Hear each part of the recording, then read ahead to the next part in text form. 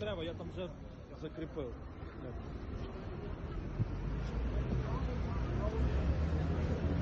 We must inform those who are unaware, and we must remind those who have forgotten about the greatest sacrifice that a country has ever made for world peace, which was written in the Budapest Memorandum between Ukraine, Russia, Belarus, Kazakhstan, the US, and this country, the UK. This contract was the greatest demilitarization in human history. Thousands of nuclear warheads were given away by the Ukrainian government in exchange for nothing but a promise of peace. The other countries that made the same agreements with Russia, Kazakhstan and Belarus, both were invaded by Russia and their freedoms were taken away the same way that Russia is trying to take the freedom of Ukraine right now at this very moment.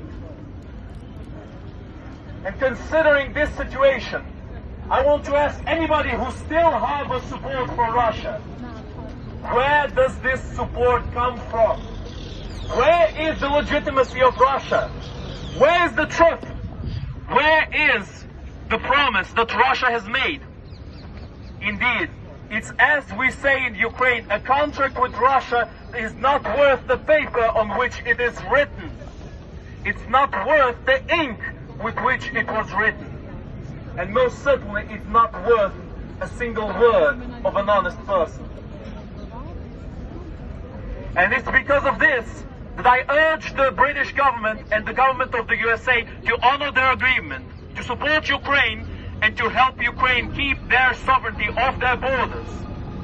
And I would like to invite everybody here to spread the message as much as possible, because people do not know, especially considering all of the Russian propaganda that is going on right now. Putin is a master propagandist. He does it so well that will put Hitler to shame.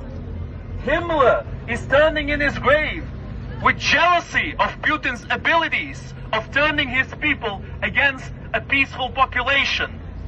He says that in Ukraine, Russian speakers are killed, and yet on the side of the Ukrainian army fight Russian speakers and even ethnic Russians who see how much of a liar Putin is and how deceitful the Russian government has become.